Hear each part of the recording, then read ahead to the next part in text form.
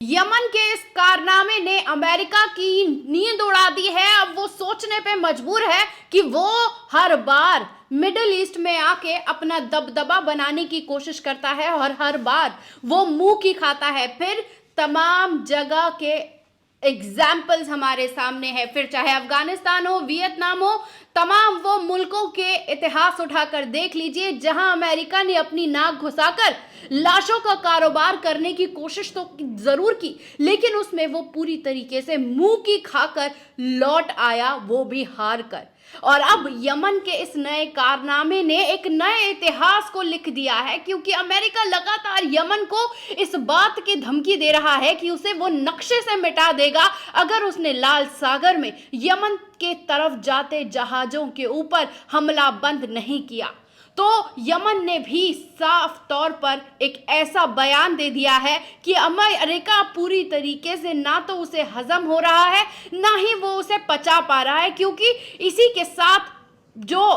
बयान आया है, अमेरिका ने कहा कि वो इजराइल को बचाने के लिए अब नौसेना योजना निकालेगा। तो अब यमन के हूतियों ने भी कह दिया आपको जो करना है करिए, हम 20 लाख सैनिकों के साथ तैयार हैं आपसे मुकाबला करने के लिए। हमने कई अपनी खबरों में बताया था दोस्तों कि किस तरीके से यमन पूरी ईमानदारी से फिलिस्तीन की आज़ादी की लड़ाई में अपनी हक अदा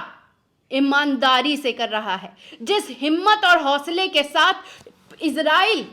से वो लड़ रहा है, अमेरिका को उसकी औकात दिखा रहा है, उसके बारे में अब पूरी दुनिया देख रही है और बार बार यमन को सलाम कर रही है, क्योंकि 57 मुस्लिम देशों में सबसे गरीब देश अगर कोई है तो वो यमन है। और गरीब देश की हिम्मत ऐसी है कि 57 मुस्लिम देशों की जो पैसे हैं, रोजगार है, तमाम चीजें हैं, वो पूरी तरीके से बर्बाद हो चुकी है। और अमेरिका बार बार यमन, ओमान और तमाम मुल्कों पर जाकर ये प्रेशर बना रहा है कि यमन को टिल डाउन करिए वरना हम उसे नक्शे से मिटा देंगे। उसने भी साफ तौर पर कह दिया है कि आपको जो करना है आप कर लीजिए, हमें कोई फर्क नहीं पड़ता। और इस बात पर आप गौर करिए कि अब हम इजराइल की तरफ जाते हुए जहाजों के जो रास्ते में जहाज जा रहे हैं हम उसे रोकेंगे ही नहीं। आप कहेंगे ये कैसी बात है, तो फिर तो ये जो जंग है वो तो हार गए।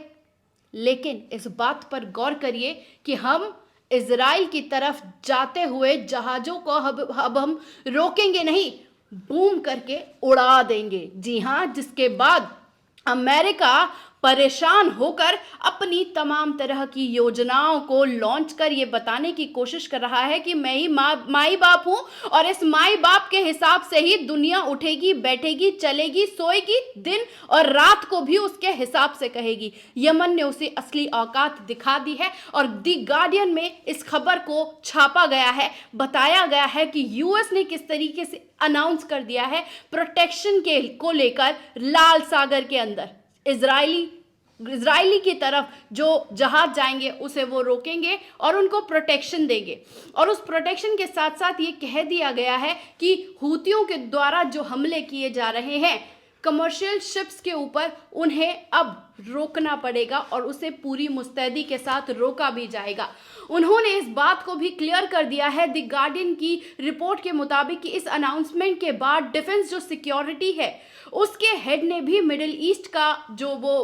कॉन्फ्लिक्ट एरिया है जहां पर यमन ने पूरी तरीके से कब्जा कर रखा है, वहां पर जाकर 153 टास्क फोर्स को ऑपरेट करने के लिए बहरान की तरफ भेज भी दिया गया है। और उसी के साथ साथ जो लार्ज प्रोटेक्शन फोर्स है उसे भी पूरी तरीके से डिजाइन करके यमन से मुकाबला करने के लिए अब तैयारी कमर कस के कर ली है अमेरिकी ने। लेकिन हूतियों ने भी इस जो उनकी तैयारी है उसका जवाब देना स्टार्ट कर दिया है, धू धू कर तमाम जहाजों को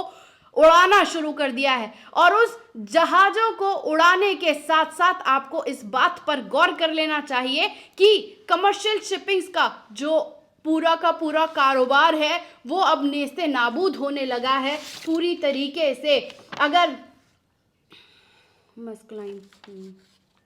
अगर जर्मन शिपिंग कंपनी की अगर हम बात करते हैं, मस्क लाइन, जो कि पूरी दुनिया में सबसे ज्यादा अपना होल्ड रखती है, उसने भी करार तोड़ दिया है। उसी के साथ साथ Europe, Asia, camel, Indian oceans में जितने भी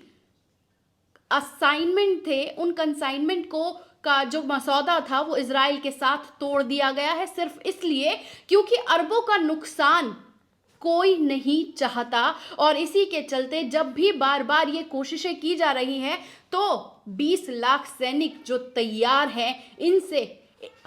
पूरी तरीके से लड़ने के लिए वो उनसे लड़ रहे हैं, उनको उसकी औकात दिखा रहे हैं। और जहाज़ों से उठता धुआं इस बात का उदाहरण है कि चींटी की जो हिम्मत होती है, उस हिम्मत के जरिए आप चाहे जितने भी बात कर ले उसके छोटे होने की, लेकिन वही चींटी हाथी के सूंड में घुसकर उसे गिराने का दम रखती है। वही दम हमें यमन की तरफ से इजराइल और अमेरिका को पूरी तरीके से गिराते हुए दिख रहा है, क्योंकि अब अमेरिका तेल जो उसका पूरा का पूरा जो रास्ता है उस रास्ते में हार रहा है, तेल से हार रहा है। पैसे, संसाधनों ज़्यादा खर्च होने की वजह से उसका 85% जो उसका पूरा का पूरा कारोबार था, उसका असल जो पैसे जहां से आते थे वो कारोबार 85% तक खत्म हो चुका है। इसका मतलब ये भी साफ हो जाता है कि इजराइल हार रहा है अपनी वो जंग जिसे वो अपने दिमाग के अंदर जीतता हुआ बता रहा था। और एक एक करके पूरी दुनिया ने उसे इस बात को दिखा दिया कि आप दादागिरी दिखा सकते हैं, आप इंटरनेट पर अपने आप को विक्टिम दिखा सकते हैं, लेकिन एक एक कर मासूमों को शहीद कर आपने बता दिया है कि आपसे बड़ा आतंकी, घिनौना और तो और खौफनाक कोई और देश नहीं हो सकता जिसने सिर्फ और सिर्फ अपनी क्रूरता को बनाए रखने के लिए मजलूमों की जान ली है। और उस जान लेने का बदला अब यमन ने लाल सागर में जिस तरीके से लेना स्टार्ट किया है, अमेरिका भी अब अपने जान माल को देखते हुए सिर्फ यही कहता हुआ दिखाई दे रहा है कि अब यमन को नक्शे से मिटने का टाइम आ गया है, क्योंकि वो इजराइल को बार बार रोक रहा है जाने से, उसके व्यापार को बर्बाद किया जा रहा है, जिसे हम अब सिर्फ बचाने का काम करेंगे और हम पूरे की तरीके से उसे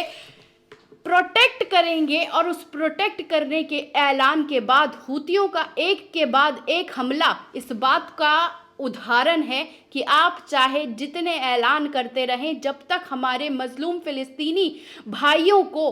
आज़ादी नहीं मिलेगी तब तक ये जंग जारी रहेगी। और तुरंत के तुरंत आपको सीज फायर कर मजलूमों को बेसिक ज़रूरतें देनी होंगी, दवाई देना होगा, खाना देना होगा, तमाम ज़रूरतों को पूरा करना होगा। और अगर आप चाहते हैं कि लाल सागर से आपका कंटेनर जाए